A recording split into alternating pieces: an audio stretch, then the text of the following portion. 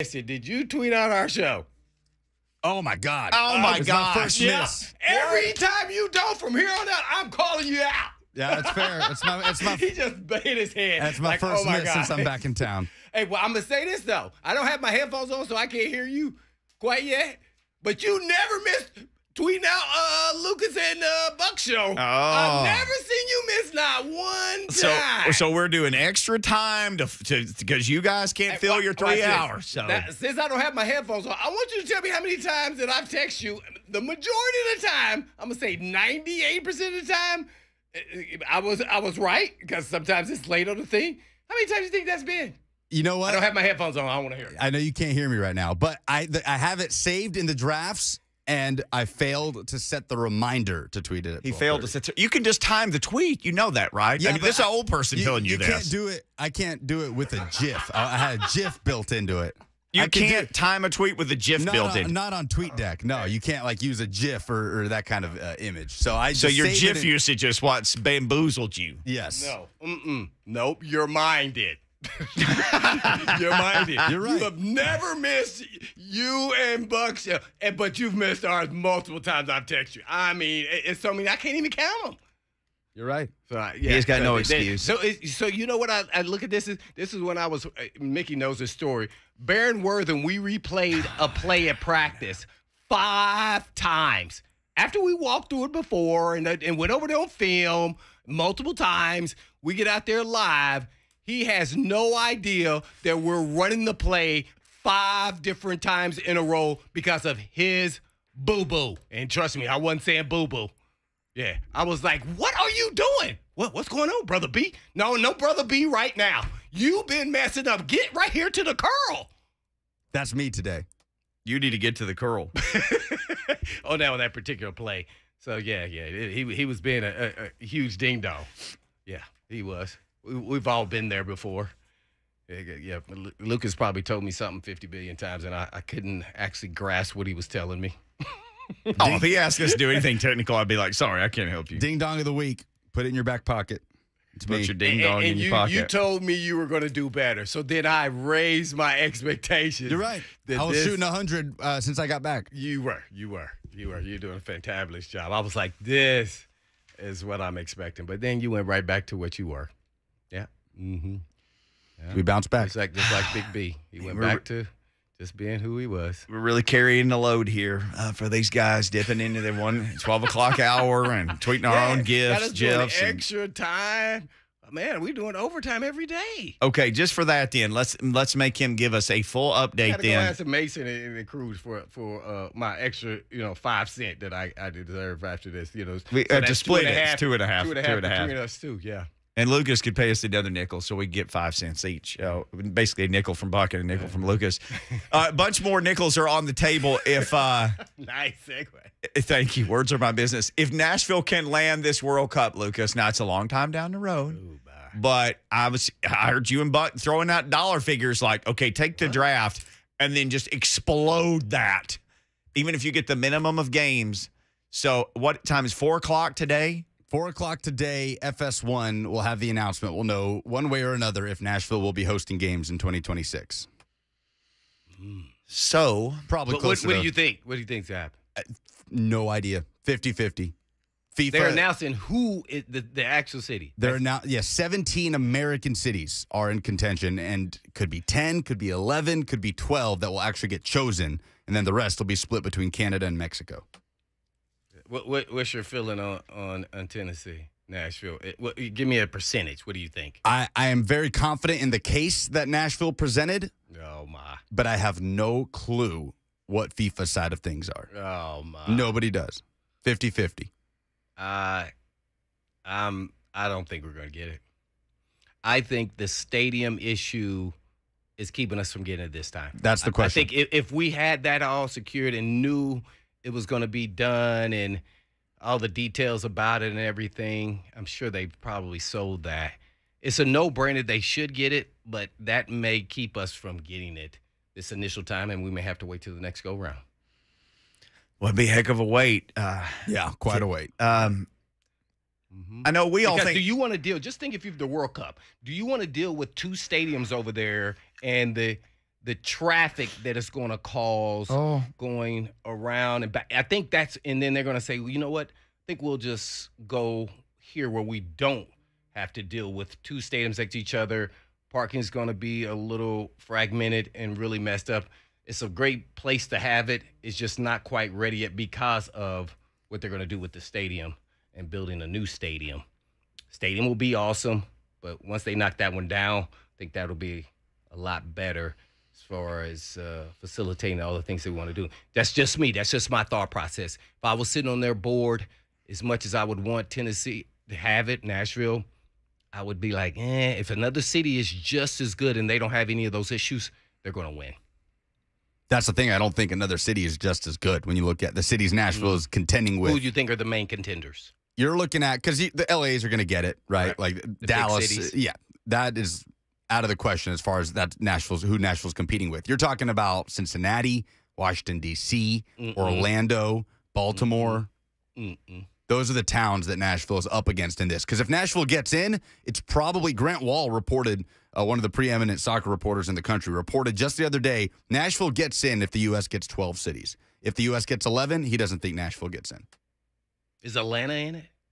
Atlanta is also one of those sort of on the fence cities. I think they're going to get it. They need to have real grass and not turf at Mercedes-Benz Stadium. It has to be real grass, but they can make that happen. They've said they will if they get the bid. Well, we talked about this one day, and I had remembered watching a particular soccer game, and I thought, this is a turf field, but it's grass. And they explained they have these pods, and they just bring it in and put the grass over the turf. Yeah. So they can make any field grass. Oh, yeah. That's has to be grass. Has to be grass. Who did we have on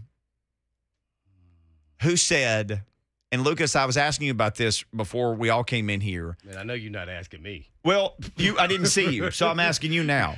Who did we have on? Was it Teresa Walker? Because I know she's I was here that day. Who said, if you told them the new one's not, we don't know if it'll be ready or not, but as soon as the Titans are done, you can have Nissan Stadium. You can have it to do anything you want, and then that'd be the last event that got. Remember? Do you remember this? Yeah, Basically saying, and I don't want to. if she said it that way. I don't know if that was her who said that, but she did. Somebody said that on the show. Like, I'm not sure if she said that would be a sales pitch. Is look, it's grass. It's always going to be grass. You could take it, do whatever you want. You could modify it in any way. We're never going to play there again. You have it. It's all yours. As soon as the season finishes for the Titans, that's a good sell. You just take it over. I guess you're the last person or people to play in that stadium. And you could do anything you want to World Cup-ize it, whatever. What they've done is they've shown FIFA the layout of what it would look like with the construction site of a new stadium next to Nissan Stadium and where this would go and where your training facilities would go, that you could use Geodis Park, that you could potentially use Nashville SC's new training facility that's coming before 2026. So they've laid out, and Butch Spiriton has said he feels very confident about how they've answered all of those questions. He feels very confident. It's just about how the people at FIFA view it, and that we do not know.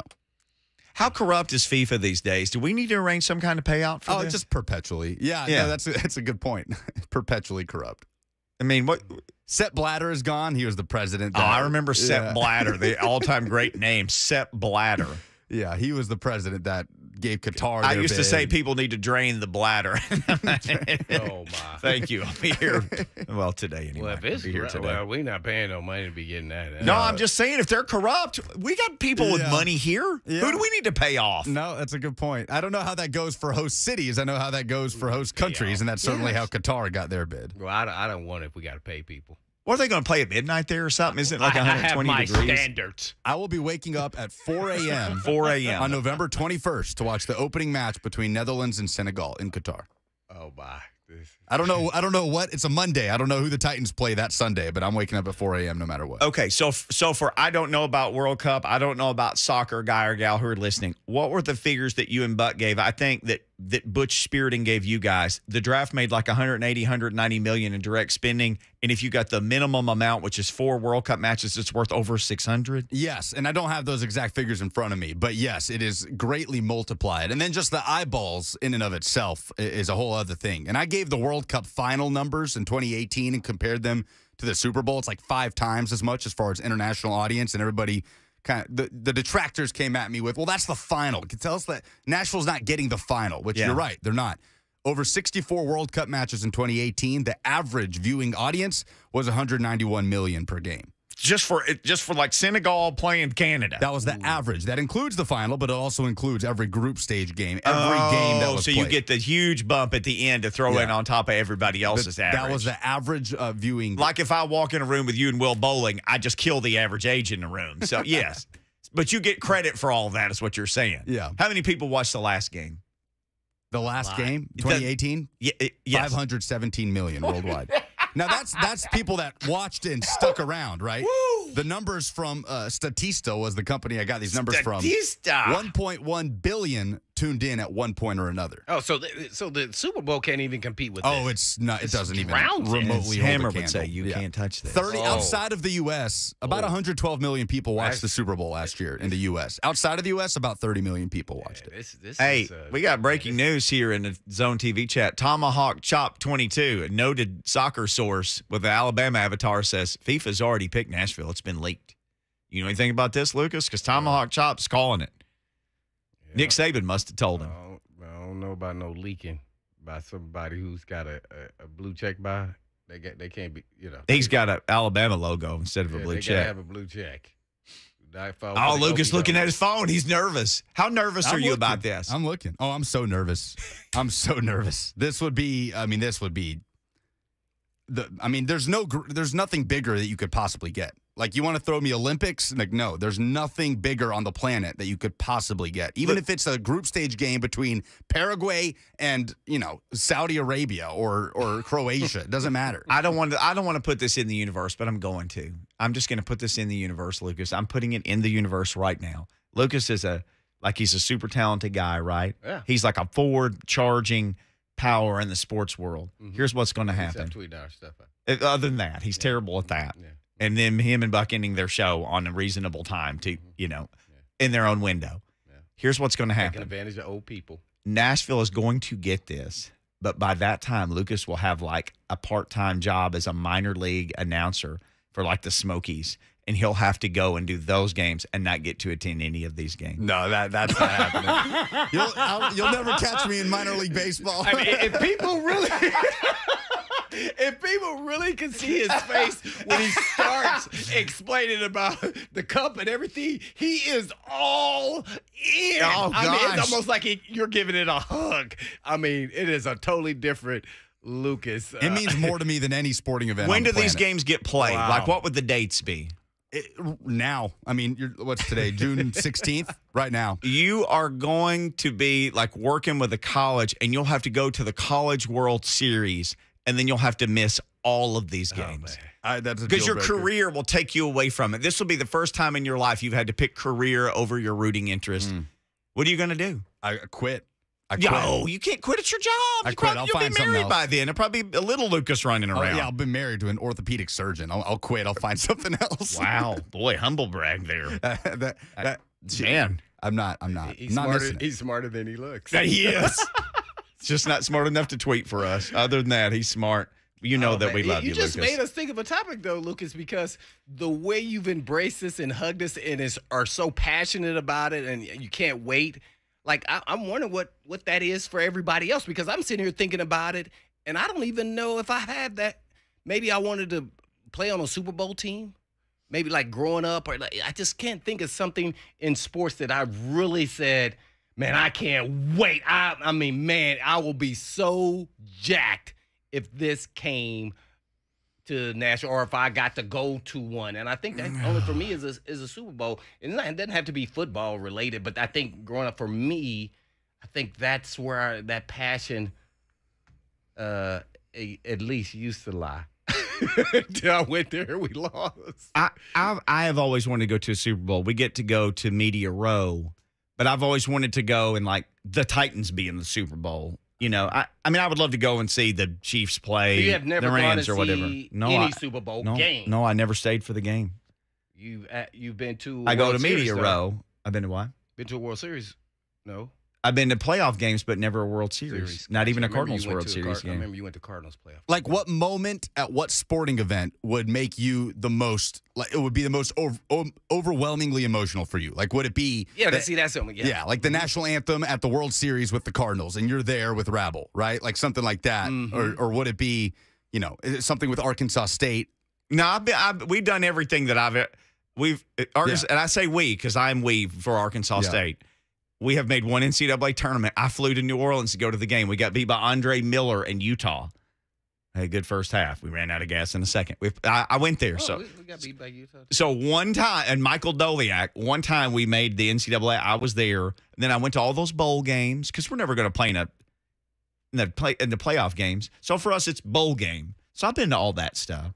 So I've lived all my dreams for Arkansas State. I mean, everything that we could go to, we've been to, and I've been there. To the Cardinals. So it would probably be the Cardinals, right? Like I don't know of any team that you are more passionate about. If I could take my son to a Cardinals World Series game, like that would be. I mean, that gives me goosebumps thinking about exactly. it. Yeah. Yeah, I think if the Titans won a Super Bowl, regardless if I'm on the team or not, I think that would give me goosebumps. Yeah.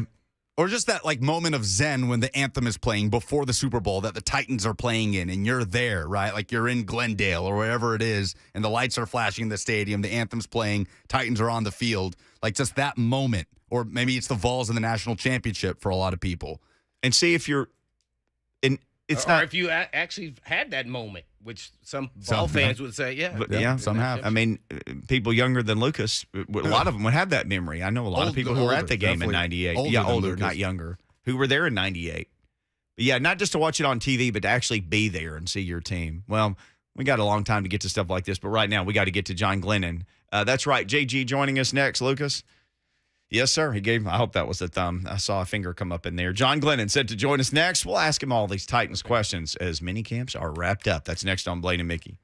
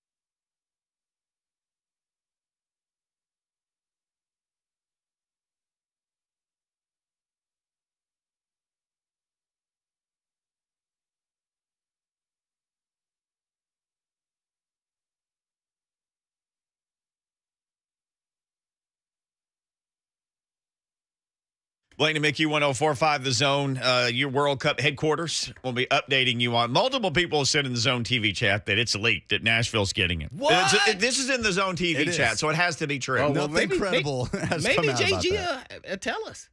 John Glennon.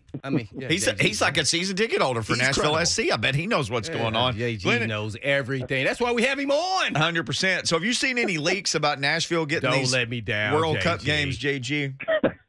Oh, he's. I'm gonna have to recheck my my leaks file immediately after getting off the, my! the program. I haven't seen anything yet. You know, it seems to me, as much as I would like to see it, it seems to me kind of like the general perception has been waning on Nashville just a little bit here recently. Again, I hope that's not the case. I'd love to see it. What a tremendous event that would be. But we'll see. I listen. JG just gave us the squeaky knee Ralph Sampson answer right there, man. Oh man, you got to come on gung ho. I listened to, No, and I just will kidding. not say the names, John, but two of your fantastic peers who are well-respected riders in this town at Titans practice yesterday. I listened to them have a talk, and not even a spirited debate, just them talking to each other. One said they were 100% sure that Nashville was getting a World Cup series of matches, and the other one said, I feel 100% the other way. I do not think we will get it.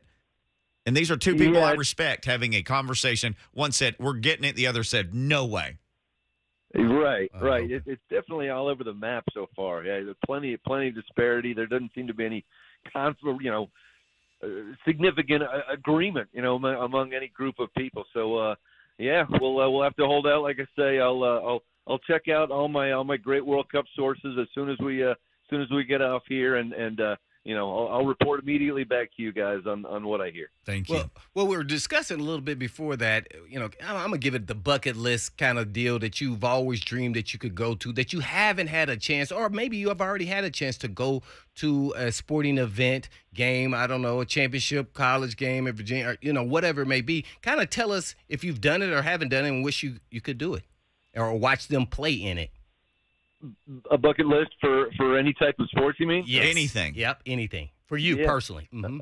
Yeah, certainly. I mean, I think World Cup would probably top the charts for me right now. I mean, I've seen plenty of, U.S. Men's soccer. I've been there in person, both as a fan and as a reporter, for various international games, but never been there in person for a World Cup. So that would certainly top the charts for me. Having covered football and hockey, for so many years. I've been to Super Bowls. I've been to Stanley Cup finals. So I think I've seen most of what I would like to see in terms of those sports. But yeah, World Cup for me, being a guy that grew up playing soccer and played it through high school, and actually still playing it now in the old Farts League, around Nashville. That would be the best for me to see that Farts kind of atmosphere and environment, and especially if it was right here in Nashville. What a treat that would be. Oh, no wonder I saw your big bone crushing calves yesterday at practice. I was like, man, I didn't know JG was rolling like that, man. He's doing a lot of calf raises. It's all that soccer at those fart leagues. Is that what you said? I'm trying. It's not always pretty out there. It's we're down to the over 50 league at this point. So that there's a lot of times where the mind thinks it can do something and the body doesn't Body always can't agree. cash those checks. But, Yeah. we're giving it our best. Yeah, I threw in the white towel. John Glennon, our guest from Sports Illustrated. All right, we don't know if we will get the World Cup or not in Nashville. How certain do you feel that Big Jeff will get a new contract before he hits the field for training camp, though? I would feel increasingly confident about that. I think it was pretty clear here in minicamp, although no one, would specifically step up and say, Jeffrey is looking for a new deal. Not even Jeffrey himself really. That is true. He kind of waded through the smoke and mirrors and the rumors and so forth, and he didn't really say anything declarative. But that is kind of the obvious conclusion to draw, I think, when the fact that he is healthy and not participating in minicamp. Really, there aren't too many other alternatives than to say, okay, he is looking for a new deal. And who can blame him? After the kind of stats he's put up in 3 years. And I know there's still 2 years left on his contract, but nonetheless, when you have the kind of year that he had last year, I think it's time that the Titans reward him, pronto. He is a franchise player on defense. He is probably, the second best defensive tackle in the game. And when you look at his base salaries for the next 2 years, and of course this is just a typical CBA rookie contract, it's like $2 million base salary for this year and, maybe 10 or 11 next year. And that's ridiculous compared to what other top defensive tackles are making right now. So, maybe what we saw at minicamp was the Titans saying, okay, we know you're looking for a new contract, but hey, come on out anyway to minicamp. Maybe just show face, be here, do your conditioning work, go through the learning process while we're here. And if you can give us that show of good faith, hey, the money is coming by training camp. That's just a guess on my part, but I think Jeffrey is going to get a contract before the year starts. Yeah. Well, JG, if we're going to talk about that, then where are we putting him at on the salary now? We know, Donald is 31. He's in a whole nother stratosphere. And I think the closest one we saw 2 years ago, Buckner with 21, I think. 21, yeah. 21. So where do you see, if you were the GM, where would you settle him with him signing early, really, and they don't have to do anything if they don't want to. They really can have him for 2 more years. They could franchise him. They could do all kind of 3 more years. I mean, so theoretically, they don't have to do anything. But what would you roundabout pay him? But I think it's I think certainly it's a good precedent. Yes, it is. I agree with it too. And we all saw how things went south so quickly with AJ Brown. Who seemingly was extremely impatient about wanting to get his money very, very quickly, and when it didn't happen, he seemed to check out in terms of wanting to be with the Titans organization. So you don't even want to give a hint of anything like that coming down the line. So I think, you lock up Jeffrey, and in terms of money, I think it certainly has to be an average, somewhere between that 20 to 25 million. I don't think you can say above 25, after being in the league just 3 years. And Aaron Donald is in a stratosphere above everyone else at 31. So I think it's understandable that you wouldn't necessarily approach that. But, I think I counted almost 20 defensive tackles that are averaging $10 million or better this year. So when you compare it to what Jeffrey is making on that rookie deal, I think with what he has done, it's time to drop some big money on him. So like I say, between 20 and 25, I would think closer to 25, if not 25 per year would be what Jeffrey winds up with. We're on with John Glennon, writer for SI on the Titans. Naturally, you've been out there like everybody else. What's kind of been your overview thus far of the Titans at practice on the offensive side and the defensive side?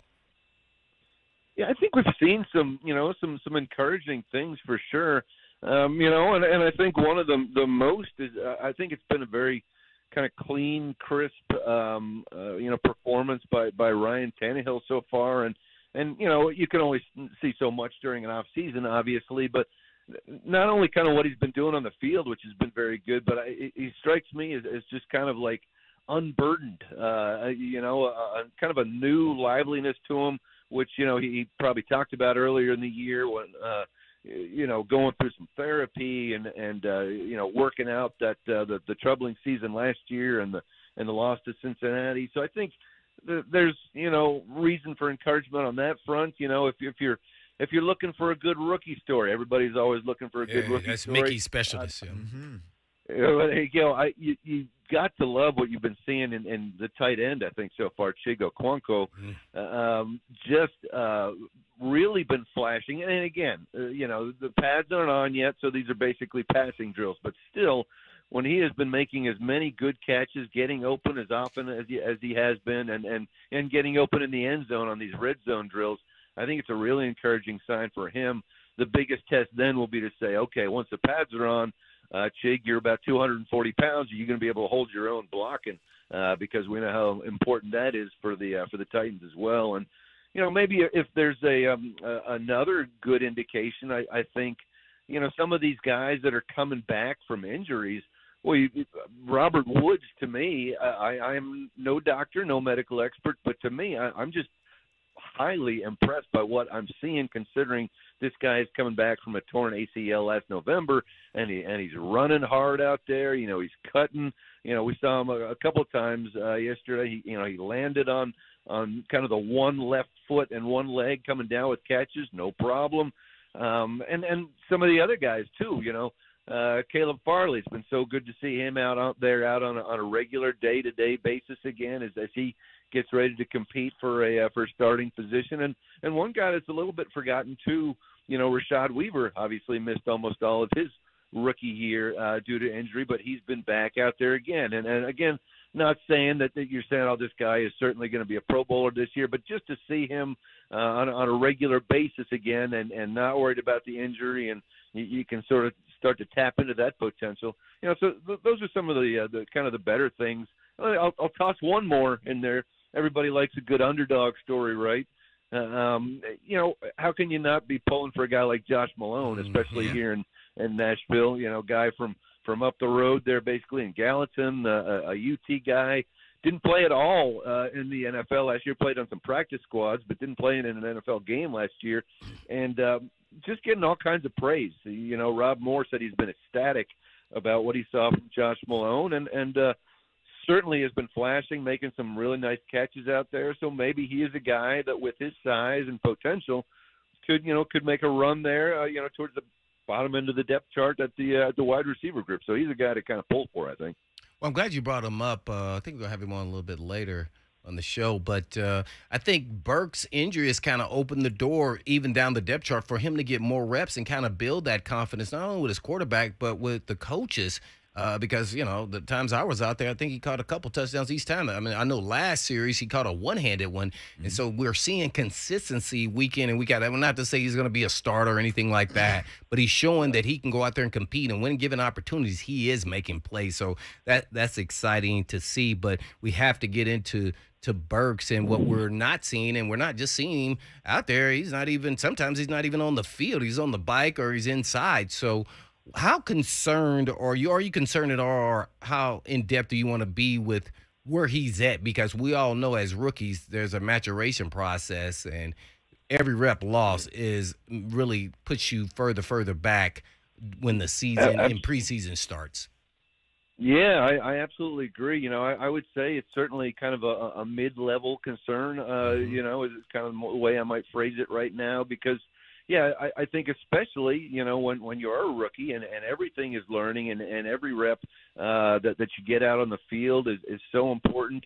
Traylon Burks went from kind of being a partial participant in a lot of the OTA sessions and rookie minicamp to not participating at all the last couple of days. And, we know certainly there's an asthma situation going on there, and we know that Nashville, in terms of pollens and allergies and things that trigger asthma, is an awful place to be. I think we've probably all experienced some of those allergies to some degree, but asthma makes it a whole different story. So I think that's part of the issue. I certainly think conditioning plays a role in Burke's struggle so far, but I've said this before. It's kind of it's a story until it's not. You'd like. There are a lot of Titans fans who are saying, hey, no, don't worry, hey, everything's going to be fine. He's going to be ready to go. Maybe that's the case. Maybe he gets out there on the first day of training camp and he's ready to roll, and asthma medications are kicked in and everything is fine. But until we see that, you have to. It is a concern. This is a first-round draft pick with expectations, because obviously they traded A.J. Brown, and the next move they made, we're going to draft Traylon Burks. And the expectation is that he is certainly going to fill a large chunk of what A.J. Brown brought to the offense. Did you? I thought you wrote an article. You talked to a couple of doctors or so, or did you? Yeah. Did you get any clarity on how that could affect him in today's world with allergies and having asthma and maybe not being in quite shape? What the hurdles are. Yeah, a couple theories that, and these were not doctors, obviously, that dealt directly with Traylon himself. Right. But just in general, Some of the potential theories again, even moving from a similar kind of environment in Fayetteville, Arkansas to Nashville can still be significant given the difference in kind of the, as they say, the allergens. And I learned a lot in doing this story that the allergens and the pollens and so forth, really, really high here in Nashville, and those things can trigger asthma, whereas maybe they weren't. The idea is probably that Treylon Burks has probably had asthma, for most of his life, but it wasn't necessarily being triggered, in Arkansas. It didn't seem to be a factor, certainly, in him playing there. And then another possibility, too, is this is probably the first time that Treylon Burks, has kind of been exerting himself to this extent in May and June, which are the worst for those kind of things that trigger asthma attacks. Because when you're in college, you got your spring balls, probably Marchish, and then the season is kind of the late August and September and so forth. But May and June are really tough months to deal with, and he hadn't had that happen before. So maybe that's playing a role. And the good news is there are a number of players in the NFL that have asthma and that have found ways to deal with it, and there are a lot of good medications out there. So theoretically, that this should be controlled at some point.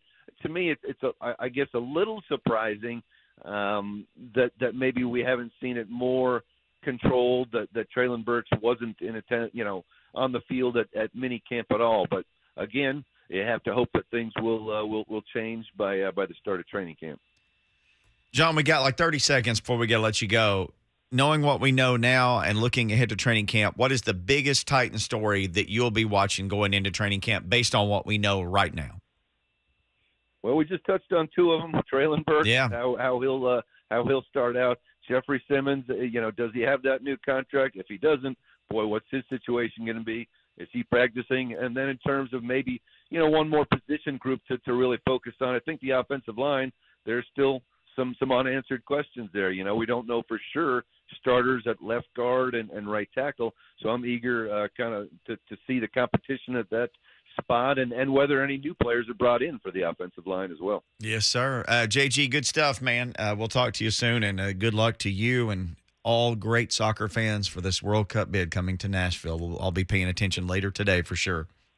Indeed, we will be crossing our fingers. Thank you. Yes, sir. Thank you, John Glennon. SI.com. You can check out all his work at Sports Illustrated. All right, what should Big Jeff make? We got a poll question out at Blaine and Mickey. What do you guys think? You can share with us on the phone, 615-737-1045. We'll also tell you what we picked up via our poll question. What do you think Big Jeff should make? What do you think your father should get for Father's Day? Well, Father's Day is coming up. 1045 The Zone has teamed up with the crew at That Legendary Play to get the perfect gift for that sports fanatic in your life. That Legendary Play features one-of-a-kind prints from legendary plays by all your favorite teams and players. You can listen right here on The Zone. For your chance to win, Dad, a one-of-a-kind print from That Legendary Play, see the collection at thatlegendaryplay.com. And between now and Father's Day, buy one and get one selected print at 25% off with a code LEGENDARYDAD. For more information, visit 1045thezone.com.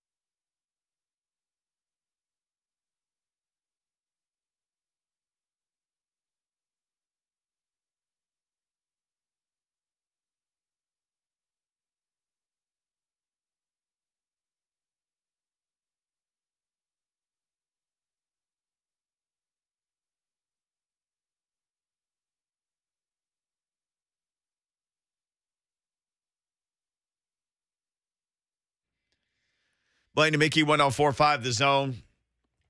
Appreciate everybody hanging out with us. Lots of people in the Zone TV chat weighing in. You can also weigh in Mark Spain Real Estate Hotline if you would like to, or you can tweet us at Blaine and Mickey. Adam in Portland, I'll give you these poll results in a minute. It's still ongoing. You got plenty of time to vote at Blaine and Mickey on Twitter. Follow us there. Adam in Portland is up next, though. Adam, what would you pay Big Jeff? Put on your John Robinson hat. What are you going to pay the big guy? Well, I love the guy, and I'm a Mississippi boy myself. I was born in Mississippi, moved up here when I was 5, but I would give him $100 million a year if I could. To make sense with this team, $100 million a year. If I could, I would make it the richest contract in history. But since I can't do that, I would say probably in the $22-23 million range would be sweet. And if you're able to add like a fifth year to make it real sick and get him over that 100, maybe. Because it could still look pretty fat. You could be cheaper earlier and then you have options later on to get out. I think that's the way that would be the smartest way to do it. But I want to do it right now, man. I don't want to wait just because I feel like you could use Jeff over the next month, especially with some of the, like Weaver and some of these young guys. I would rather think that they would still be together some as opposed to nothing for a month. So I would try to pay him. If you're going to pay him, I'd try to pay him quick. I want to rock right now. This week is over with in my mind. I mean, it's Thursday, so they're it's off. over. Yeah, so get it done. Get it done before training camp. Make it be headline news 1 or 2 days into camp. You're real close, and you dangle it out there, and then you close the deal, finish off. You got what you wanted. He got pretty much what he wanted. As an organization, I think it'd be awesome. Man, I don't know. 22, 23 is okay. I'm cool with that from both sides. I'm looking at it from both sides.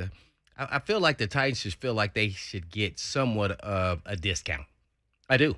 Even as a player, I would be thinking that if they're going to go out on a limb and sign you with 2 years left on your deal, right? No, well, they can franchise them. So I'm saying 2. 2 years for sure. Two, there are 2 years in his contract because they've already picked up his 5th-year option. So, I think – so that definitely puts him – he has to get more than Buckner. That's where I was at yesterday, which was 20 per year. So you got. I think the call is right, around 22-ish. I think would make him the number 2. Theoretically, that's number 1 outside of Aaron Donald. Right. It's Aaron Donald. Just put him – just – If you want to make the numbers look fancy like he's talking about, I would – that 25 looks really good. Oh, gosh. That looks really good, especially over the first – 3 years out of a 5-year deal, if it kind of looks like that, that is that's right on point. I think they'll work with him. Talent's, trumps everything, and he is a special talent.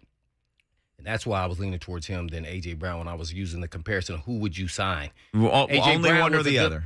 Well, A.J. Brown's a good player. Yeah. Big Jeff is a special player. It's a different, and he's it's just he's different, man. He's different. Everything that they thought he possibly could be, I think he's exceeded that, and I think he still has some more to go on his potential and upside, and he has the work ethic to get it done. So Well, I still think he's on the upward trend. And if he gets 20, 21, 22, 23, 24, whatever it is, that's the biggest non-Tannehill quarterback contract right in Titans history by a mile, isn't it? You'll be better than me. Because like Byard makes 12 and Byard makes. Is he what, 14? Well, I was just looking at that. Like 13, 14 a year, I think is probably what Byard's average is. I'd have to look. He's number 5. I looked at it this morning. He's like number 5 safety right now. 12, 13, 14 what was range. Dupree and Landry? Range is 82 over 5? It's in the teens. Okay. Landry was 87.5 87? over 5, I believe. Okay. He's making about 16 a year. Yeah. So once you get over 20. So he would be the second highest paid behind Tannehill. Yeah. So that sounds about right. It really does. Yeah, Landry's making 17.5 per year. Okay. Mm-hmm. And Dupree Makes just less than that, I think. Dupree, 16.5. Okay. And then I think Byard. And Henry's and 12 and a this is the time half. to pay some of those guys too, because you're working with besides Jones and Lewan on the offensive side, the other guys aren't paid a lot. So you got 3 guys not paid a bunch of money. Lawan's a little ahead of Byard by $2 million a year, Okay. but that's just taking the entire number dividing by the years. Yeah. Let's do this. Let's pick this up on the other side. What did you guys say on Twitter? We'll give you those numbers. Jeremy from Nashville's on the line. Jeremy will get right to you if you want to join him again. 615-737-1045 on the Mark Spain Real Estate Hotline. It's time to give some stuff away, though. 1045 The Zone and Big Machine Racing. We got a big one. This is one lucky winner gets an ultimate NASCAR VIP experience with Big Machine Racing and the chance to meet Tyler Reddick, who drives the number 48 Spiked Coolers Chevrolet B-Caller. Number 5 now for a chance to win a pair of tickets to both the Rackley Roofing 200 and the Tennessee Lottery 250. Plus, qualify to win a Tennessee Lottery 250 VIP experience that includes garage, pit, and hauler tour. You can walk the starting grid pre-race. Experience the race in pit road. That's going to be amazing. Tickets for race weekend are going fast. So call 866-RACE-TICKS or visit NashvilleSuperspeedway.com. And what are we doing? Caller 5 right now. Jump on those phones.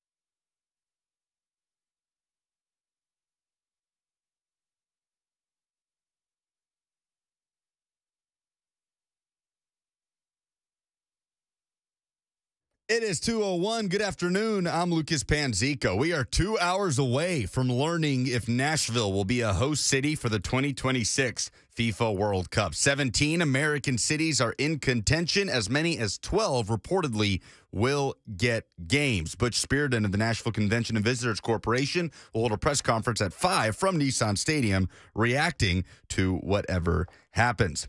U.S. Open underway, the first round in Brookline, Massachusetts at the Country Club. 5 golfers at the top of the leaderboard tied at 3 under. They are all done for the day. Rory McIlroy, Kevin Na are all included. NBA Finals Game 6 is tonight in Boston, and the Golden State Warriors could close out their 4th title in the last 8 years with a win. They hold a 3-2 series lead. Tip-off from TD Garden is at 8 p.m. For all your foundation repair and waterproofing needs, visit USSTN.com. Breaking news at once in your home for the Titans and Vols. This is 104.5 The Zone.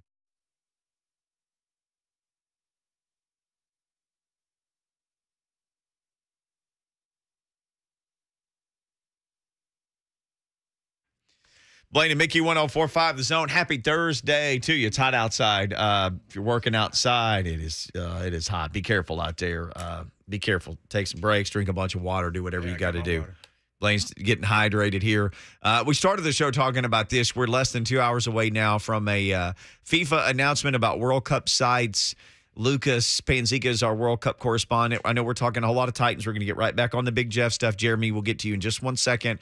You want to join them on the Mark Spain Real Estate Hotline, 615-737-1045. But what are the numbers? You've got 10, 11, or 12 cities in America that will get a series of World Cup games. There are 17 cities trying to get either these 10, 11, or 12 spots correctly, along with other cities in North America. Yes, so Canada, I think it's been widely reported. Canada's getting 2. I think Montreal and Toronto are the locks in Canada. Mexico's going to get 2 or 3. Mexico City, absolute lock. Estadio Azteca down there is going to host World Cup games. Mexico has hosted a World Cup itself. 10 times in a row. Yeah, in 1986, Mexico hosted the World Cup. So they're going to get 2, maybe 3. Grant Wall has reported that 10, 11, or 12 is the number for the U.S., and that if it's 11, Nashville's probably out. Butch Spearden has said if it's 11, he still thinks Nashville has a shot. But if it's 12, you feel pretty good about the chances. But you just don't know. With FIFA, you just don't know. Was 86 the hand of God goal? Yes. Okay. That was, Argentina okay. won. Hey, look at your boy here. Ooh, I see. No, Pay some respect. That's fantastic. That is fantastic. But I think that was in the quarterfinals against England, the hand of God. What sucks is he also scored one of the best goals in World Cup history in that game, too, where he dribbled it from midfield. But obviously, everybody looks at the hand of God, and rightfully so. It was definitely a handball. I think I played in the soccer stadium in Mexico You City. played in Azteca? In Mexico City? Yeah. I Massive stadium. Don't y'all know? Because I'm supposed to know, but I don't know. Usually I you store some memories with me. Usually I remember with that. the Oilers? Yeah, I did. Yeah, we played the Cowboys there. The Oilers and the Cowboys used to play in the preseason like in Mexico every year, right? Well, preseason, sometimes it was in San Antonio. Yes, somewhere else, a neutral game. But we played in Mexico. We might have played there twice. Maybe it wasn't the Cowboys, but I know for sure one time because I have a backpack to remind me. How was that like? How was that surface for American football? Well, I'm going to say this. It was not good. But it did rain, so it made it really bad. So the footing was horrible, especially being a defensive back. But what about the crowd? The atmosphere was incredible. I had no idea being a young player. I think this might have been in like 95, somewhere around there. Somebody probably can look it up. But so it was maybe 96. But it was a really great atmosphere. Just the field was horrible, so it was a horrible deal as far as that. But it was fun always playing the Cowboys just because it was America's team and they were, Super Bowl champs. And anytime you beat them, whether it's preseason or regular season, you were pretty jacked up. So. Houston didn't host any World Cup games in '94, right? No. I guess with that turf, that would have been out of the question. Oh, and the Disastrodome, that would have been amazing. No, the Astrodome. No, I think they were having cowbell tournaments. No, just kidding. Oh, no, it's some rodeo going on in there. Rodeo, Hot Wheels. Pat Green concerts. Yeah, they did a lot of different things. But do you guys remember that tournament, '94, in the U.S.? No. I mean, I don't. Like nothing like, oh, gosh, I remember when this guy did this. Sure. I mean, I remember it being here. Mm-hmm. And and people being extremely excited about that. But at that time, I was still living in Northeast Arkansas, and you couldn't be any further away from the World Cup than anywhere than Jonesboro, Arkansas. Yeah, I can imagine. It might as well have been on a different continent. Let's just be honest. You know, it was a million miles away. Big Jeff will not play in the World Cup, but Big Jeff is looking to get paid. So we got an ongoing discussion right now. What should Big Jeff get paid? So you can weigh in, Mark Spain Real Estate Hotline. Also, ask a question on Twitter. So I'm walking this morning and I'm tweeting and I'm thinking, okay, how do I break these numbers down? Because I want to have a nice range. So if you look at Blaine and Mickey Twitter, at Blaine and Mickey, it's 20 to 21, 22 to 23, 24 to 25, or 26 or more million. Because I thought, and I was expecting somebody to go, he ain't going to get, okay, it's a poll. It has to have a big number and it has to have a smaller number. 20% say 20 to 21 million is what they would do. Oh, okay. 24% say 24 to 25 million. The big winner, though, is 22 to 23. That's 46%, almost half. 10% of people say give him 26 or more. I don't think that's going to happen. Yeah. How many percent said that? 10. Yeah. I mean, 10%. Double digits say 26 I would be or more. surprised if it's 25 per year based off of whatever deal it is, because that looks nice. It could be 5-year, 100 million.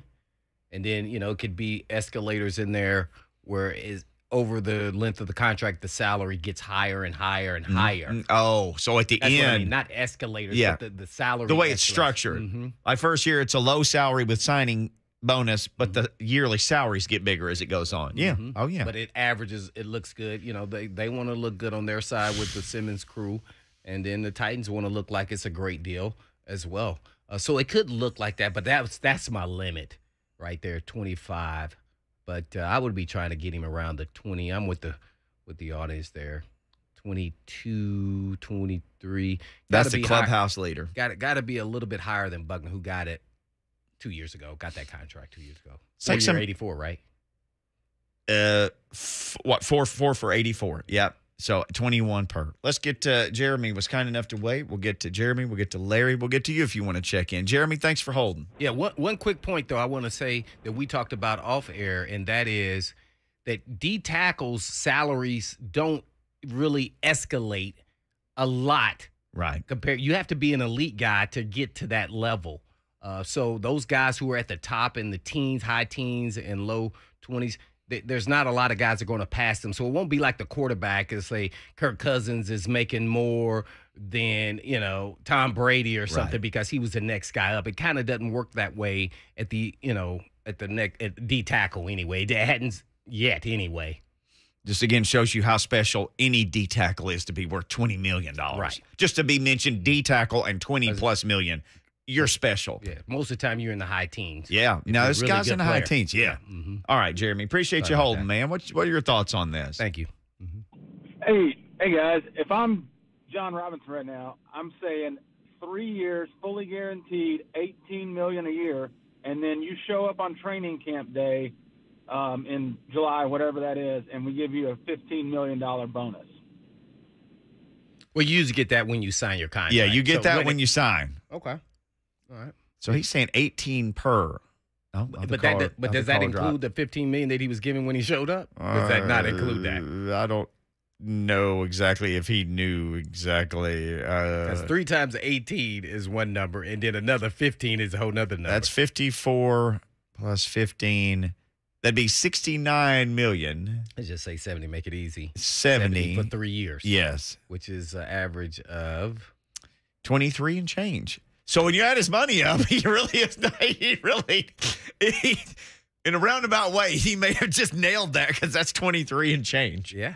So there you go. Yeah, and I think they would get their money's worth in the best of Jeff in his prime, and he would give him that. If There's you're him, no way. If I'm him, I'm signing that. I would definitely sign that. 3 years. 3 years with $15 million sign-up bonus and $18 million per. Yeah. Oh yeah. Yeah, I would sign that. And it's not typically how an NFL contract would be structured. I don't think the way he presented it, but we're kind But the overall numbers to get you Yes. there, 23 and change. So it's basically a 3-year, $70 million. Well, there's kind of a new thought in the NFL. among at least certain position groups of, okay, I'll sign a shorter term deal, then I'll just cash in again in 3 years. Sure. Okay. Whether it's with that team or not. Right? Yeah. Okay. I'll cash in here, I would cash be in more somewhere tempted else. to give him a 4-year or 5. He's a young player. How old is Big Jeff? I think we looked up Is he 25, right, 25? Lucas? Did he just turn 25? D tackles 25, man. I'm yeah. 24. He'll be 25 in late July. Okay, so he's 25 when the season starts. Yes. Yeah. Yeah. So you give him a 5-year deal, you know you're going to get elite play for 4 years for sure. And D tackle, like Danico Autry's in his 30s, he just had his best year. Right. D tackle, it's not like running back where it's like, oh gosh, you don't want a D tackle. It's over 30. Most all these guys who make a lot of money are 30. Yeah. D linemen and O linemen can go into their early 30s and still be very, very productive. Isn't that crazy? Yeah, and they're the ones hitting every single play. They're like big diesel engines that just bang into each other all day. Yes. Yeah. So man, I would either way, 20, 23, 25. I'd take anything close to that if I'm him. But, it's always about the structure. And for me, it shouldn't be as important because he's so young. Yeah. And so if they want to backload the deal and they give him a 4 or 5 year deal and he's making $28 million in year 4 and $30 million, well, you're going to restructure and you're still going to be playing at a high level. They're going to make sure they reduce that. You're going to get more money in your pocket. So, yeah. Mark says in the Zone TV chat, 4 for 98. Give 98. That'd be 24 and a half. 24 and a half. Ooh, you're getting close to my limit. I'm not. You're 25. a tough GM. You're not going to go 24 and a half. I already know that. But remember, I said my limit is 25 because I want that nice. Remember, I said I like. I know you like 5-year the way that looks. But that it could be redone. Because the Titans want to make it look good too. Now nobody goes into the details with people besides us. The national guys are not going to look at it and say, "Oh man, he gets $40 million in year 5." No. So. Yeah, what people look at is always just what's the overall number and how many average years. per We year. all just do the Average per- average. yeah. The simplest way to do it is the way we all look at it. Mm-hmm. So, yeah. And it doesn't really matter in this case to me so much because he's young. Now, the agent or whoever's facilitating his contract is going to matter to them. Uncle. Yeah. Uncle. Team. Yeah, the team. So, and I'm sure they've looked at a lot of different contracts. And even though they're not, to a certain extent, don't they have to be somewhat of a certified agent by the NFL or no? That doesn't work like that. I didn't even think about that. Even like with Lamar Jackson and his team, like you don't have to be certified anymore? Like to a certain extent with the NFL, CBA contracts? Richard Sherman represented himself. Remember, he did his own contracts. Mm-hmm. You may have to have like somebody who's certified to look at it, maybe some certified lawyer. Yeah, got you. That That makes sense. Maybe it's got to at least pass over that. The NFLPA may say they would be the one because the league they wouldn't care. It would be the PA that was like, "Hey, you knuckleheads, get a real lawyer to look at this. Don't just sign it." Yeah. It would be the PA that made them. So the PA may say, "Hey, man, yeah, get," but then you have to get to look at all the contracts. Right, you have to get a certified lawyer to look over this thing before you sign it, man. Make sure you understand everything. So, yeah. All right, we're going to try to understand everything going on about Josh Malone, former Vols receiver, current Titans receiver, and some good reviews so far in training camp. He joins us next here on Blaine and Mickey. We got another giveaway, Lucas. We doing it now? You ready to do this? All right, Dad's Week continues on the Zone all week, giving you all these great tickets and events, concerts, things you can take Dad to. In honor of Father's Day, you can be caller 5 now for your chance to win, Dad, a one-of-a-kind That Legendary Play poster. It features Tua to Devontae. Oh, this is for Bama fans. The big go-ahead touchdown to give Alabama the overtime win over Georgia in the 2018 College National Championship football game. Boy, that was a fun one. And this print will look good on your Bama Man Cave wall, all you Tennessee people who are Bama fans. And they are everywhere. 615-737-1045. Caller 5 gets it.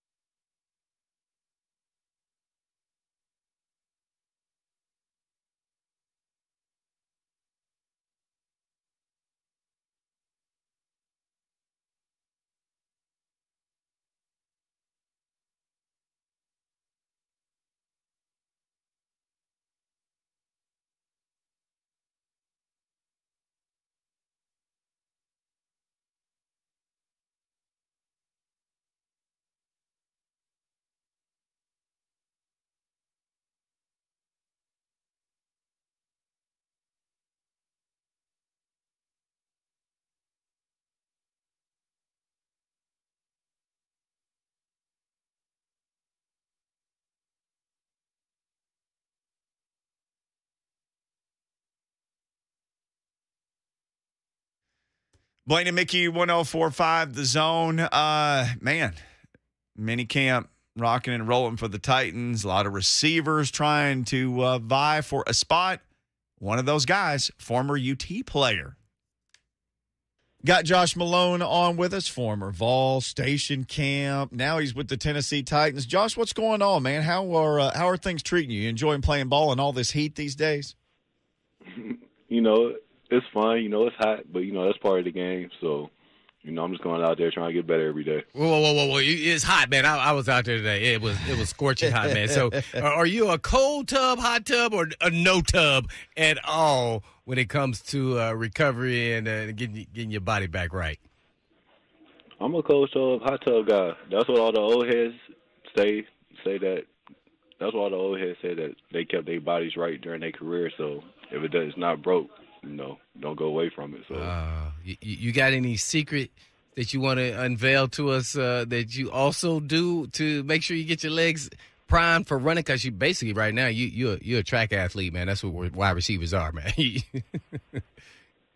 So other things is probably just stretching, rolling out.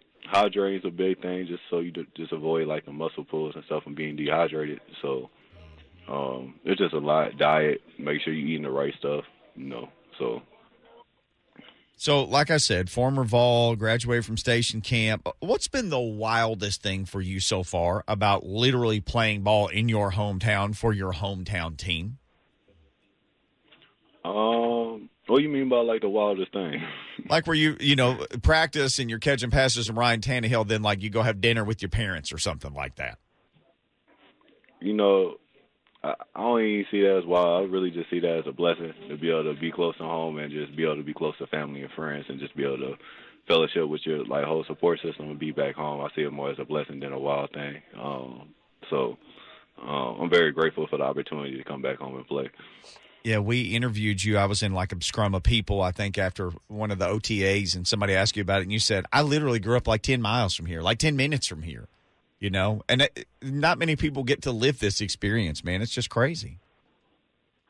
No, it's definitely crazy, you know, just waking up, seeing your family, and then going in, working with the guys, and then going back home and eating dinner with your family and actually seeing them and be able to hold them. Because the time you spend with family, you really don't really get that back being away. So it's definitely a blessing, like I said before, just to be back home and be able to spend time with family. Hanging out with Josh Malone here on Blaine and Mickey, Titans receiver now, former Vol. Josh, I guess first and foremost, when you first got in the league, kind of tell me the things that you do today compared to when you first got in, and you wish you would have known, or maybe somebody gave you a little heads up just on preparation for games, how to study, how to take care of your body, as we kind of already talked about. Kind of go down that road and kind of tell us what you know today. That's probably about different about coming in from when I came in now, and where I'm at now is definitely probably the preparation and really getting deeper in the game and actually learning the game, knowing the in and outs of the plays, the rhyme and reason, taking care of my body and making sure I'm eating the right stuff, hydrating, not really putting bad things in my body. Another key thing was probably rest, especially coming fresh out of college, you know, all that freedom. It's different. So the big thing was probably rest and just, you know, growing into a professional and coming in and handling business each day. Man, no doubt about it. Well, with Josh Malone now, currently wide receiver for the Tennessee Titans, I guess if you were to evaluate yourself today, give us your evaluation of Josh Malone at receiver for the Tennessee Titans. So I feel like I'm big and fast, stretch the field. I feel like I got good hands. I can get out of routes. Block. I really feel like I'm a balanced wide receiver. I try to work on all areas of the game. So I just want to be available and be versatile just to be able to get plugged in anywhere and help the team any way I can. So does that mean you be running down, tackling people on special teams? I mean, would you be willing to run down and make some tackles on, those quick guys? Some guys named Mickey that's really quick that returns some kicks. Not just kidding. But, yeah, you would do whatever it takes to get on the field? Yeah, they want me to return kicks. I'll return kicks. If they need me to go down there and run down, I'll do that. If they need me to block somebody, I'll do that too. Special teams is an important phase of the game, so you see it time and time again. Teams neglect special teams, and that'd be the reason they lose the game. So it's an important phase, and every phase is important, but special teams is a game changer when it comes to the games. Well, a lot of guys now have specialists that work in, whether it's wide receiver, DB, D-line, whatever it may be, O-line. Do you do any of that in the off season? If so, where, or do you just kind of work out on your own? Most of the time I go out and train with my trainer in California to get most of my skill work in. I've been working with him since I was in high school, so we have a good connection, good chemistry. So I know he sees what I need at the time and what we need to work on. And so usually I do that, and then I usually have gyms, most of the places where I usually travel to be able to work out and have different trainers that if I need to get some good lifting and working, agility, stretching, anything I really need, I feel like it's available in a lot of places. And we're on with Josh Malone, wide receiver for the Tennessee Titans, former Vol. Josh, it's interesting looking at the wide receiver room. It's a great opportunity here, like we've talked about a whole lot, not for just for you to be at home and have that comfort, but there's some jobs to be won on this receiver group. It's definitely an opportunity. I'm enjoying working with the guys. It's really a great group of guys to work with. And the main thing is just to keep that competitive nature in the room, because we all competing for spots, but we also want the best for everybody as well. So it's just, it's competition, but we all got to be on the same page at the same time. So it's all love at the same time. Got a guy, Ryan Tannehill, playing quarterback. We saw that really quickly when he arrived here after his time with the Dolphins. He is a guy who can make all the throws, and we've seen him make some great ones to you and seen you with some great catches so far out there. Yeah, Ryan's a good quarterback. He places the ball. He communicates well. He's really a good quarterback. I'm excited to work with him. I'm excited to work with all the guys in the room.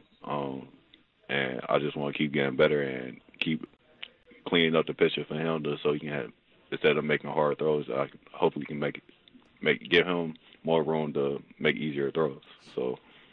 Now, did you know, obviously there's a bunch of SEC guys on the team. Did you know many or any or some of these guys when you got here? Yeah, I knew a nice little handful of guys when I first got here. Played against some of them.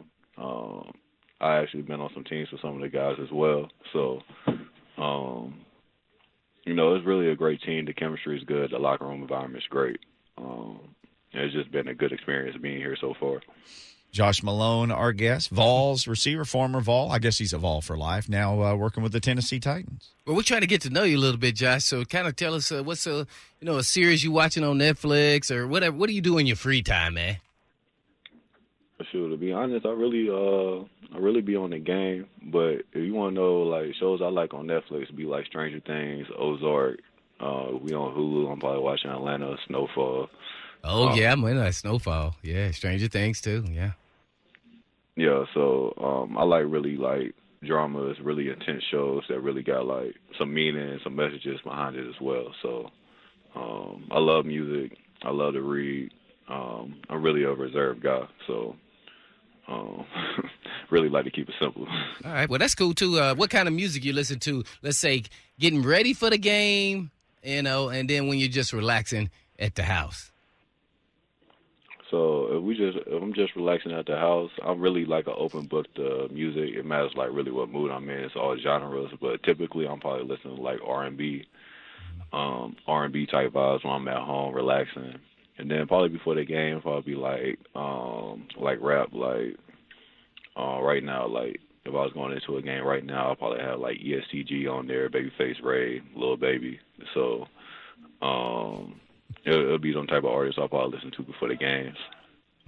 So now we've already talked about you being at home, and I remember watching you in high school, and it was actually a game. I forgot who it was against, but you were playing both sides of the ball. You were actually killing it at safety. I think you were playing safety as well. I think that was one of the games you got a pick and then a nice little kill shot. I was like, oh, man, you remember those days. You don't miss those days, right, man? What was your high school experience like? It was fun, I I still stay in contact with some of the guys that I played with. We was a pretty tight group. But it was just fun. That's when football is at its rawest form, and when you can really go out there and have fun. It's not too much responsibilities. You're just going out there, making plays, and just having fun, and just trying to get to that state championship. So, those are like days that you really cherish because it was really just fun, and you was out there with your friends, and y'all was just out there just trying to win every game. So. We're talking about, playing with your friends and, in high school and the difference in, like, playing in college. What were some of your fondest memories as well at Tennessee? On and off the field. Tennessee, on and off the field, obviously off the field, it'd just be like the connection you have with the guys, the activities that y'all, like, the activities we did off the field is always more the memories, the locker room talks, the locker room vibes. Just kicking it with the guys when you out of practice and stuff like that. Those are really the memories I really hang on to in college. And then on the field, it's just them hard days in camp that really is like the team bonding where you really bond as a team and really connect. And then probably game-wise, probably two of the most memorable games probably be my first touchdown catch against Alabama when I was a freshman. And then the slant I had against Florida, that's always one of my favorite plays I had from college.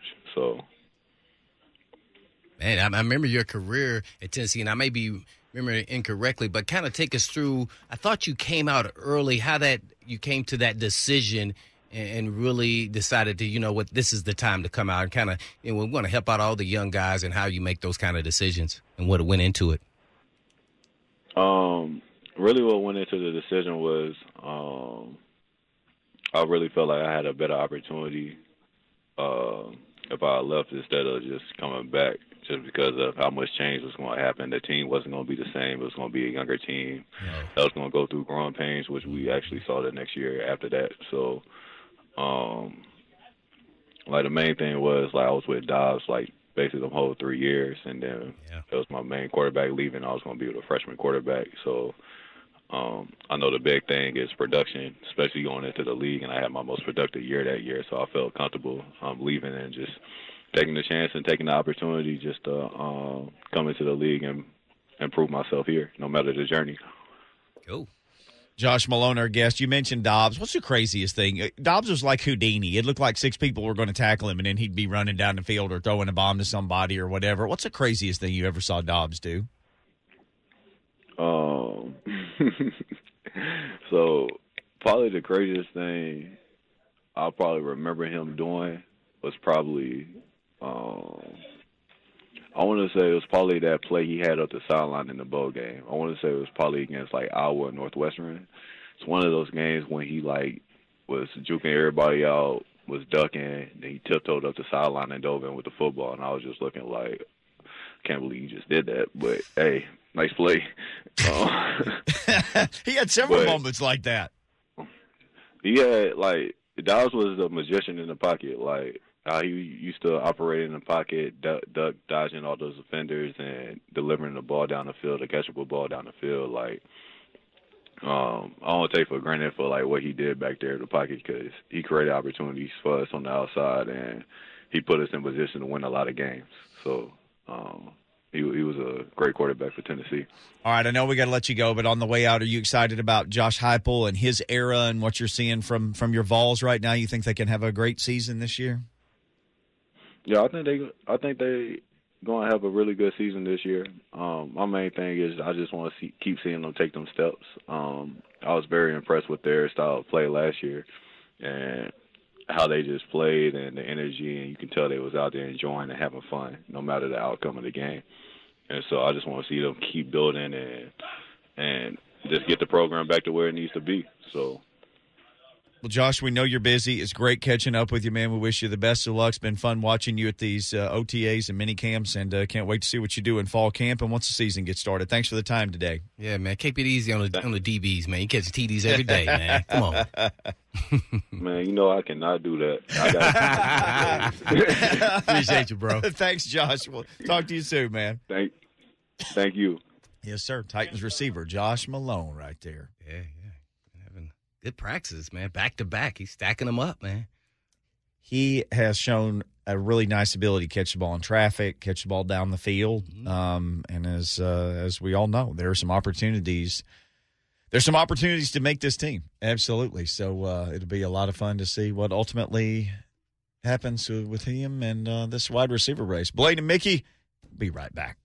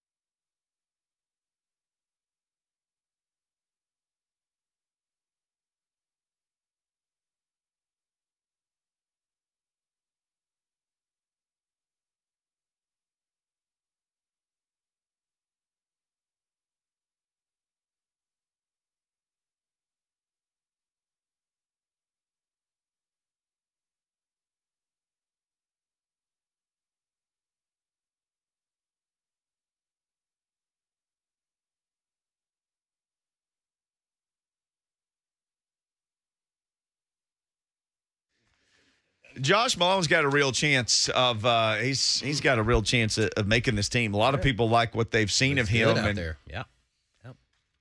He's an interesting guy, Blaine, because he was a 4th-round pick. He came out after his best year at Tennessee, 3 years. You talk to him about, okay, why was that the right time to come out? And he's given his answers. He's given his reasons and makes sense. Good And quarterback. And by the way, you can tell the dude loves Josh Dobbs. Ooh. I mean, it's like a father talking about his son. He just lit up when we asked him about Dobbs. By the way, hindsight showed that was the right decision. Oh, yeah, absolutely, 100%. no doubt. Yeah, that was the big question. That's why I asked him, and it was because they had quarterback issues next season. He kind of hinted at it, like as you saw. He said, as you Pretty saw. ugly. My senior year, good memories. Yeah, he was a fantabulous player, man. Good Lord, he was awesome. He's like a 4'4" guy. Tall, 6'3".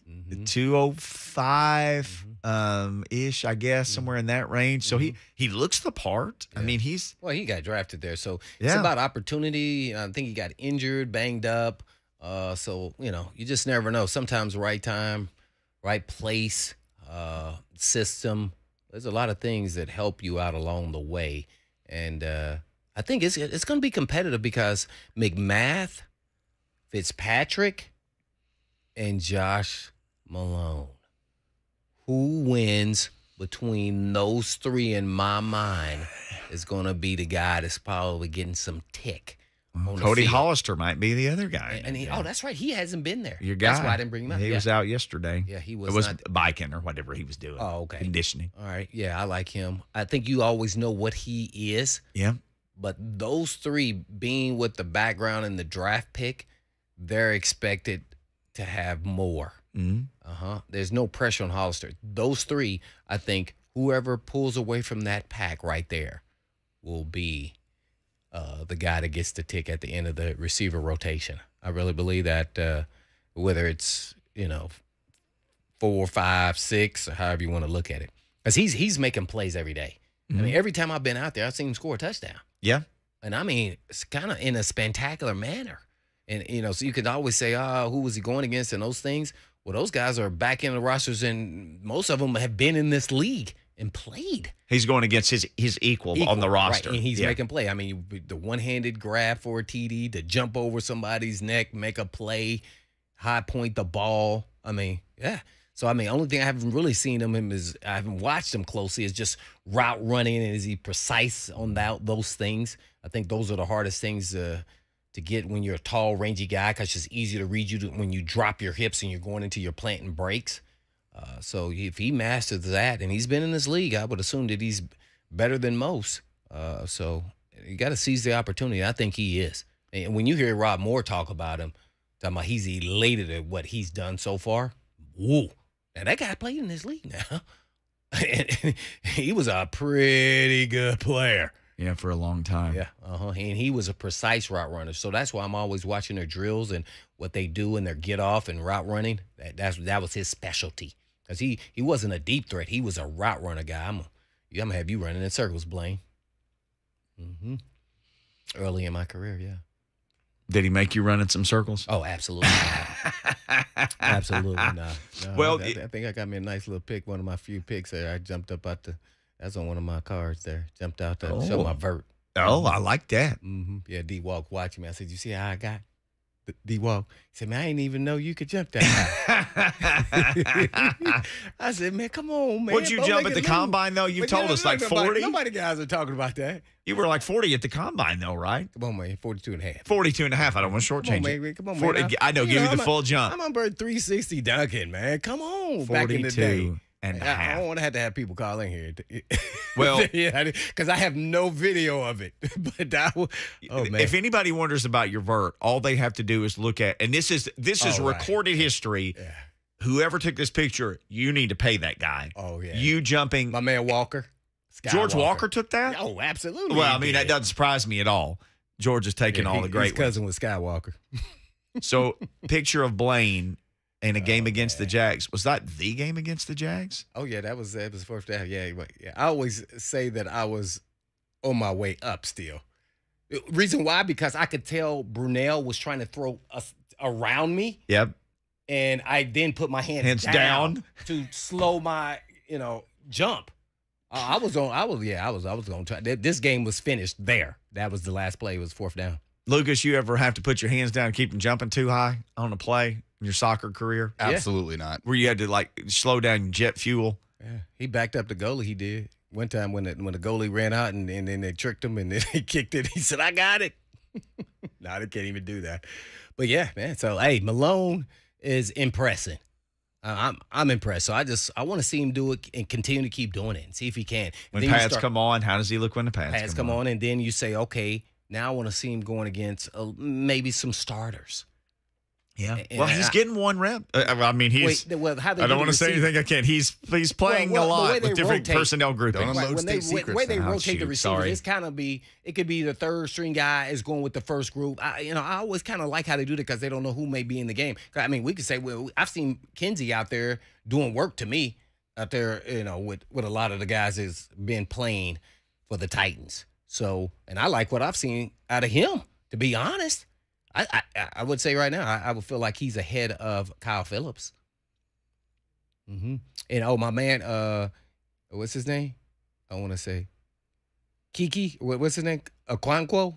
Okonkwo. Chig. Yeah, Chig. I like him. Ooh, I like him. I wanted to say this to JG.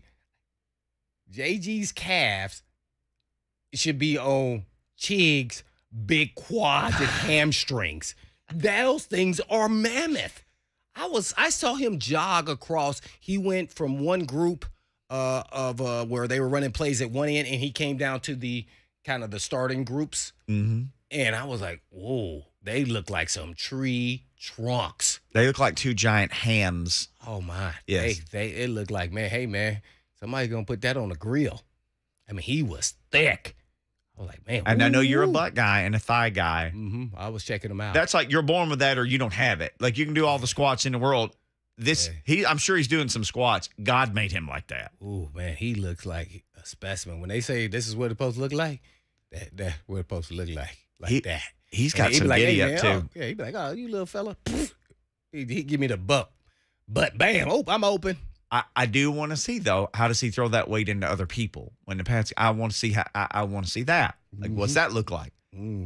Sometimes you out there and you got 2-3 tight ends on the field, but King's still going to get the ball. So can you? Yeah. Derek says thick thighs save lives. Yeah. and Jing is going to save the Titans. That's what's up. Yeah, thick thighs, boy. He is woo. I'm like, dang. What the heck is he on, man? That dude is woo. He was naturally born like that. You have to be born like that. You can't manufacture. I couldn't look like that. The bottoms of his legs are bigger than the tops of mine. Yeah, I was just like, wow. Yeah, they didn't got bigger and stronger, man. I'd be in trouble. Tight ends, I'd be looking like Lucas out there right now.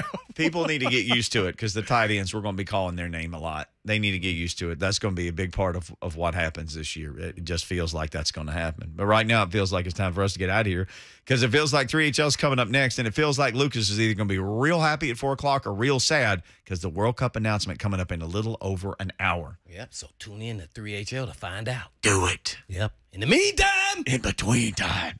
Peace.